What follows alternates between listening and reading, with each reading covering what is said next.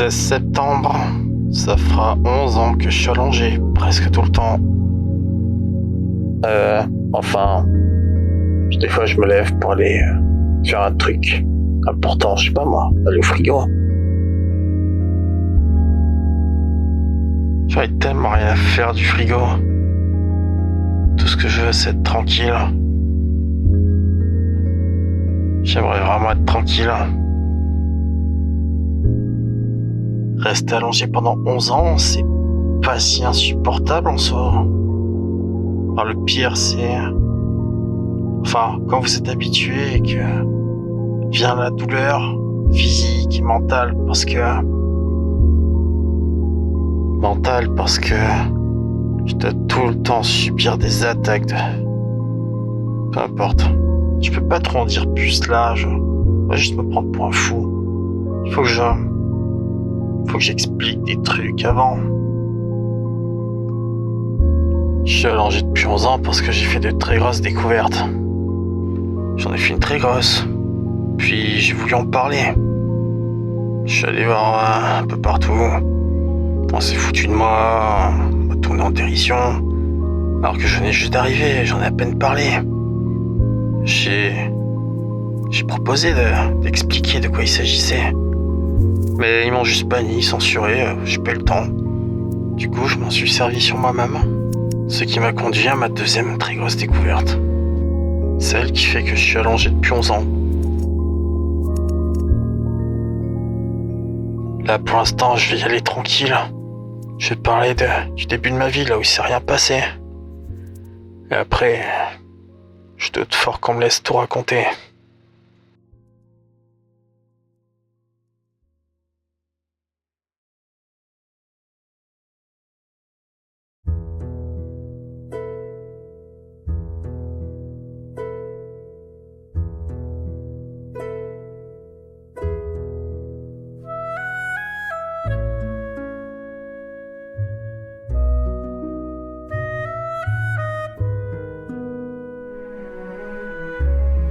Au tout début, j'étais une fille. Non, je plaisante. C'est juste ma mère qui m'a coiffé comme ça une fois. Par contre, elle pensait vraiment avoir une fille. Les bébés sont toujours les yeux écarquillés devant le feu et cherchent à l'attraper avec leurs doigts. C'est étonnant. J'ai passé mes 3 ou 4 premières années, pas très loin de Saint-Jean-d'Iac, dans une maison vraiment étrange. Mais elle ne paraissait pas étrange à cette époque-là, évidemment. D'ailleurs, tout me semblait coloré et joli. Les murs étaient colorés, même le centre-ville. Je me rappelle de ma mère m'emmenant quelque part, on tournait autour du rond-point et avec les yeux d'un enfant, tout avait l'air d'être une sorte d'utopie.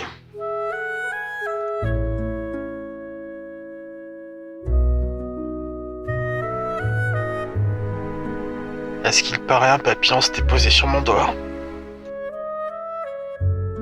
Je vivais là-bas avec mon père, ma mère, mon demi-frère et mon frère. Enfin, mes 2 frères, quoi. Entre mes 3 et mes 4 ans, je crois, il a fallu qu'on déménage. Je me rappelle du camion de déménagement ouvert. Je crois qu'on m'a rassuré et je suis pas sûr que je comprenais, je ne sais plus. Du coup, je ne me rappelle pas que ça m'ait atteint.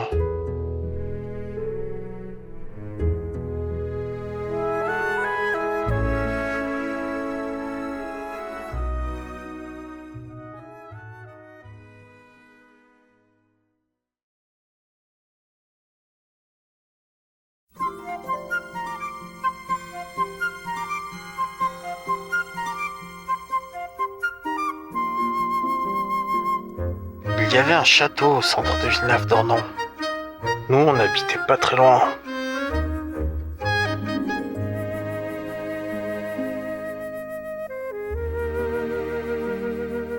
Ça, c'est le centre de Villeneuve-d'Ornon, une ville où les gens ne savent pas trop conduire.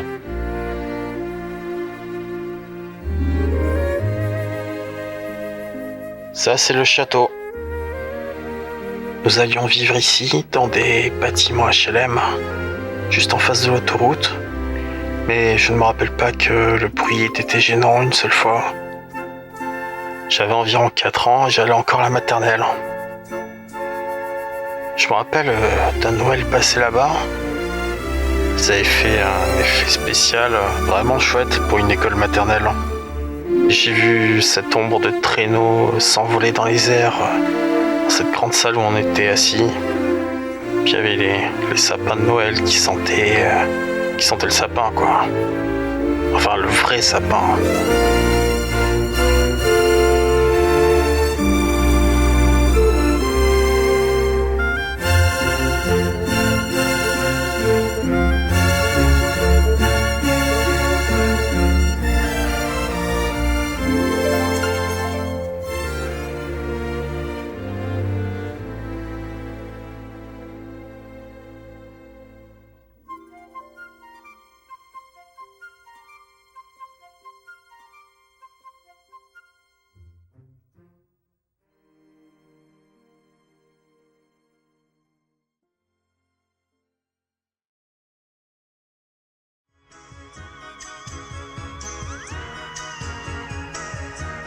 Je me rappelle que chez des amis de ma mère, j'avais d'une manière ou d'une autre vu un épisode des Contes de la Crypte, où à la fin le personnage principal se fait arracher le visage de son crâne par des fous et le crâne est jeté aux ordures et le visage est emporté par un chien qui a la dalle. C'était, une vision de réalisme pour un enfant de 4 ans. À chaque fois qu'il y avait cette intro qui commençait à la télé, moi je voulais absolument regarder. Mais ma mère, sachant de quoi il s'agissait, elle me mettait au lit, forcément. Alors, depuis ma chambre, je demandais tout le temps, je veux regarder. Mais ça marchait très rarement. Même si des fois, elle acceptait, elle me mettait la main devant les yeux, devant les scènes vraiment explicites. C'est un peu comme ça que très jeune, j'ai compris que le monde ne se limitait pas à des choses gentilles et qu'il pouvait y avoir des choses cruelles et vraiment graves. Ça ne m'empêchait pas d'être innocent pour autant. Je me rappelle de ce film Beethoven qui avait une très jolie musique d'ailleurs. À la fin, il y avait des méchants qui avaient capturé les chiens et à chaque fois je croyais qu'ils allaient tuer les chiens. Et moi ça me faisait pleurer. Ou sinon, quand j'étais en voiture, j'étais à l'arrière et je faisais coucou aux gens qui étaient dans les voitures derrière. Des fois, ils faisaient coucou aussi. Une fois de temps en temps, quand j'étais avec ma mère, elle passait à la banque. Et à l'époque, il y avait des portes avec fermeture électromagnétique. Ça passait au vert, ça passait au rouge. Et moi, avec mes petits doigts, je savais pas trop où les mettre et... Il se retrouvait très souvent coincé dans l'ouverture de la porte. Et j'avais très mal, je hurlais, on venait me décoincer les doigts qui étaient écrasés dans la porte magnétique. Et après mon ongle il tombait, on rentrait chez nous et j'avais plus d'ongles et il repoussait lentement après. Et à partir de là, je reprenais ma vie comme si de rien n'était. Entre plein de jouets de toutes sortes, que mes frères n'utilisaient plus vu qu'ils étaient beaucoup plus âgés que moi. Ils avaient une grande quantité de voitures, des petites voitures en métal, des encore plus petites, toutes minuscules, qui faisaient des lumières, qui étaient très jolies. Il y avait même mon père qui avait des voitures qui remontaient à peut-être aux années 60 ou 50. Mais je n'ai jamais eu le moindre plaisir à jouer avec, ni même trouver un quelconque intérêt. Par contre, pour m'amuser, j'aimais beaucoup m'enfermer dans le placard du couloir. Il y avait un placard avec des lattes fines en bois. Quand je me mettais dedans, je pouvais voir ce qu'il y avait à l'extérieur. C'était comme une cabane pour moi. Et ma mère était désespérée parce qu'elle me disait qu'il y avait des enfants qui étaient maltraités par leurs parents, qui se faisaient enfermer dans le placard. Alors que moi, j'étais pas maltraité, mais j'y allais tout seul dans le placard. Une fois que j'étais suffisamment grand, ma mère m'a autorisé à aller dans le jardin de la résidence devant. Les murs sentaient fort le calcaire et les escargots. Il y avait plein de petits escargots qui montaient ces murs. Dans ce même jardin de la résidence, j'ai croisé une fille de mon âge qui s'appelait Cindy, que je connaissais ou que je ne connaissais pas, je ne sais plus. On s'est salués comme des gens adultes et civilisés, sans même chercher à imiter qui que ce soit. Et maintenant que j'y pense, on avait vraiment l'air de se connaître. Je sais pas d'où.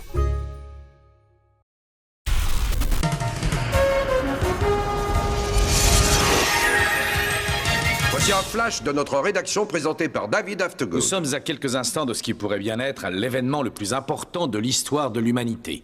Le premier contact visualisé avec un être venu d'une autre planète. Ils disent vouloir s'adresser au peuple de la Terre. Est-il à notre égard? Pardonnez-moi, monsieur le secrétaire d'État, mais nous recevons une image.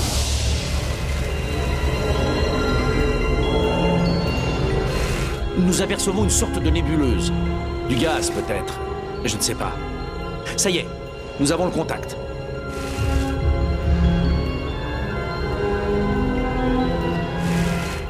Je suis Cadmis. J'aurais voulu que nous venions à vous comme l'auraient fait des explorateurs, des aventuriers à la recherche d'autres formes de vie. Nous aurions pu échanger certaines de nos découvertes. Nous sommes venus sur Terre pour demander de l'aide. Mais en quoi pouvons-nous vous aider? Vos morts. Donnez-nous vos morts. Ça, c'était l'ambiance à la télé dans les années 90. L'ambiance de mort, avec beaucoup moins de restrictions. Malgré tout, il y avait une morale à la fin des épisodes. Ça faisait peur, mais au moins on était loin du terre-à-terre. Certains dessins animés avaient encore un grain à l'image, et ça résultait en ce qu'on pourrait appeler une texture, et ça donnait à l'image beaucoup plus de richesse lorsque apparaissaient à l'écran des lumières, des couleurs, ce qui, je pense, contribuait au développement du cerveau pour un enfant. Là encore, le thème était très souvent la mort, et je pleurais beaucoup devant, et ça me faisait beaucoup de bien, je pense. Parce que moi, je ressentais des émotions.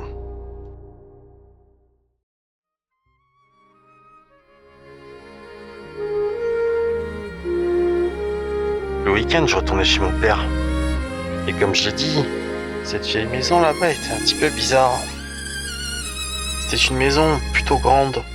Et elle était suffisamment grande pour que les propriétaires la divisent en deux et louent chaque partie à une famille différente. Entre les deux parties, il y avait une pièce qui était interdite. On n'avait pas le droit d'y aller, assez bizarrement. Ils n'ont jamais voulu la louer.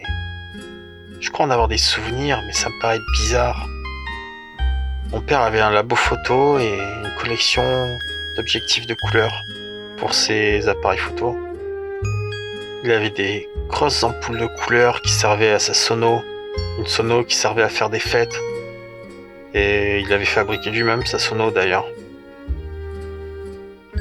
Je me rappelle qu'il avait plein de curiosités comme des lunettes qui faisaient des lumières avec des LED.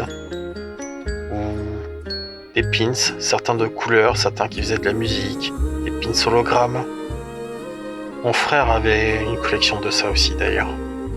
Et je m'amusais avec ce que je trouvais ou ce qu'on me donnait. À cette époque, l'informatique était plutôt rare. Donc mon père, il trouvait des stratagèmes pour m'occuper. Par exemple, à une époque, il dessinait une première lettre, mais d'une manière stylisée. Puis il faisait plusieurs lignes comme ça avec des manières différentes. Et je devais continuer l'alphabet de la même manière. D'ailleurs, cet atelier, pendant cette période, il y avait plein de choses au sol et c'était pas rangé. Et je marchais très souvent sur des agrafeuses. Du coup, je m'agrafais le pied et il me les retirait. Du coup, il y avait 2 points rouges sur le pied. Et puis au bout d'un certain temps, je marchais tout le temps sur des agrafeuses, même le pouce qui était planté, des choses comme ça. Et il y en avait tellement qu'on attendait quelques heures avant de les retirer parce que ça faisait trop. Enfin, je veux dire, on savait très bien que j'allais remarcher sur une agrafeuse juste après. Ça peut paraître bizarre, on pourrait se dire, retirer les agrafeuses. Peut-être, mais je crois qu'il y avait vraiment beaucoup d'agrafeuses. J'aimais bien jouer avec des bâtons aussi.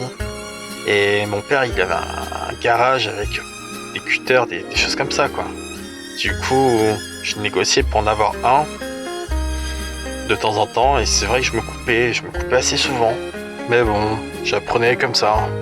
Je marchais avec mes bâtons, avec le bout pointu, des couteaux, des choses comme ça. On m'avait bien appris à garder le couteau la pointe vers le bas. Et une fois, je me rappelle, je suis monté sur un skate pour la première fois. Et j'ai perdu le contrôle, je me suis éclaté le genou. Il était complètement en sang. Malgré tout, j'étais content d'aller là-bas, il n'y avait pas de raison. Mon père était cool avec moi et j'étais vraiment gâté en plus.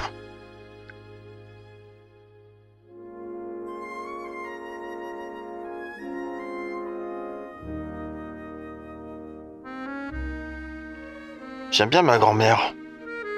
J'étais content lorsque c'était elle qui venait pour Noël, parce qu'elle avait toujours des histoires drôles à raconter, des trucs anciens, improbables.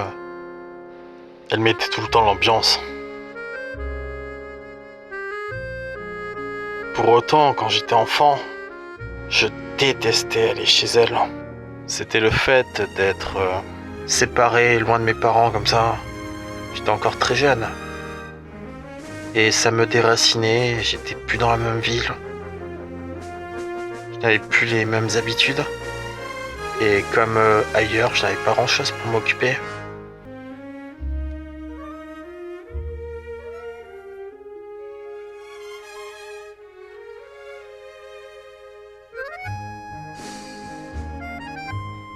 Le chemin pour y aller en voiture durait environ 1h30. Et j'étais malade, j'étais pas bien. Et quand on s'approchait, de plus en plus, je ne sais pas pour quelle raison, mais sur la route, il y avait plein de hérissons. C'était des hérissons. Sur les panneaux, il y en avait plein, sur tous les panneaux, des logos de hérissons. Même moi, j'étais petit, j'avais une peluche. Pourtant, je n'en avais quasiment pas de peluche. Mais c'était un hérisson aussi. J'avais ma peluche hérisson. Et sur tous les bords de route, il y avait des hérissons. Si j'avais été adulte, j'aurais dit que c'était un lieu très intéressant. Une ville un peu vieille comme ça, d'apparence. Puis la maison très particulière avec 2 escaliers qui montent un peu comme une tour. Les murs recouverts de patchwork. Ici, c'était des bouts de tapisserie coupés en petits morceaux et réassemblés. Avec des sols très variés, des linos, de la moquette sur les escaliers. Il y avait beaucoup de créativité omniprésente. Des œufs qu'elle vidait et qu'elle peignait ensuite. Des peintures, mais qui donnent vraiment un style inquiétant. Des sculptures vraiment étranges.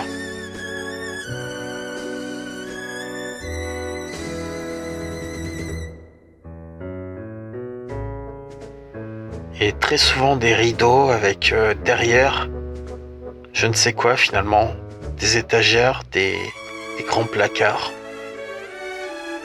Mais là aussi, des rideaux qui cachent des choses que je ne connais pas. C'est quelque chose d'inquiétant pour moi quand je suis enfant. Les meubles étaient peints partout. Et arrivé à l'étage, il y avait de nombreux clowns cousus. C'est vrai que chacun de ces clowns pouvait faire vraiment très peur en fait. Mais je préfère les ignorer.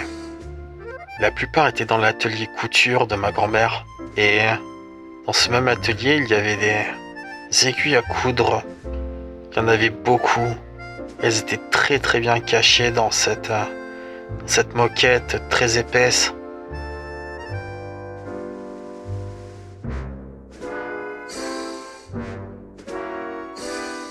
Y aller en chaussettes ou pieds nus, c'était même pas la peine d'y penser. À chaque fois que je rentrais dans cette pièce, je me plantais des aiguilles à coudre dans le pied, comme les agrafeuses, mais ça faisait beaucoup plus mal. Parfois elles se plantaient profondément dans le pied, parfois ça ressortait, parfois je me plantais à un orteil et puis ça ressortait de l'autre côté. Il fallait juste faire attention ou ne jamais rentrer dans cette pièce. Ma grand-mère a toujours été très forte en cuisine. À l'époque, elle préparait tout elle-même. Le pain, les sardines, la glace au chocolat. Elle prenait bien soin de moi malgré tout, elle faisait très attention. Le matin, je buvais du chocolat au lait. Elle me préparait tout avec des tartines. Puis le pain était grillé. Et puis comme je buvais pas tout mon lait, elle reprenait, elle mettait dans le frigo et l'après-midi j'avais un petit peu de chocolat au lait pour mon 4 heures. Et le lait froid comme ça, c'était bien meilleur. Du coup, tout le restant de ma vie, j'ai bu le chocolat au lait uniquement froid. Elle m'emmenait souvent aussi à la piscine. Plusieurs piscines différentes d'ailleurs. Je me rappelle, il y en avait une qui était à ciel ouvert et il y avait un rebord avec un noisetier. On mangeait des noisettes, on se baignait. Ah ouais, c'est vrai. Il y avait aussi une autre piscine en intérieur où je n'avais pas du tout pied. J'avais l'impression qu'il y avait 3 fois ma taille en profondeur. Puis quand on repartait, on se redouchait et on se séchait avec le même gant avec lequel on s'était lavé. Et le soir, après qu'on ait mangé, j'essayais de convaincre ma grand-mère qu'on regarde un film pour ne pas être seul et ne pas retourner tout seul dans cette chambre qui me faisait peur.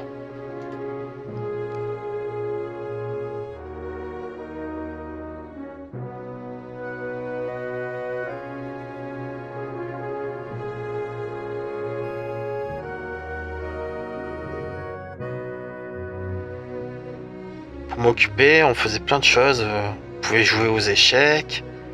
Elle me faisait couper des boîtes d'œufs pour qu'on peigne dessus. Quand j'étais tout seul, je faisais des gribouillis sur une feuille. Des tout petits gribouillis parce que je ne voulais pas gaspiller la feuille. Puis après, je m'amusais à transformer ce gribouillis en dessin, en essayant de lui faire prendre la forme de quelque chose qui existait.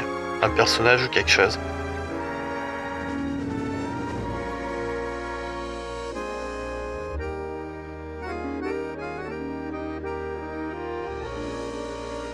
Ma grand-mère prenait ses lunettes pour voir et elle comprenait pas pourquoi je faisais des trucs aussi petits sur une feuille. Lorsque la fin de la semaine ou du temps imparti arrivait à son terme et que je devais retourner chez mes parents, j'étais vraiment content. Parce que pour moi, être déraciné était vraiment une torture à cet âge-là. En revanche, quand à Noël j'apprenais que ma grand-mère venait, j'étais vraiment content.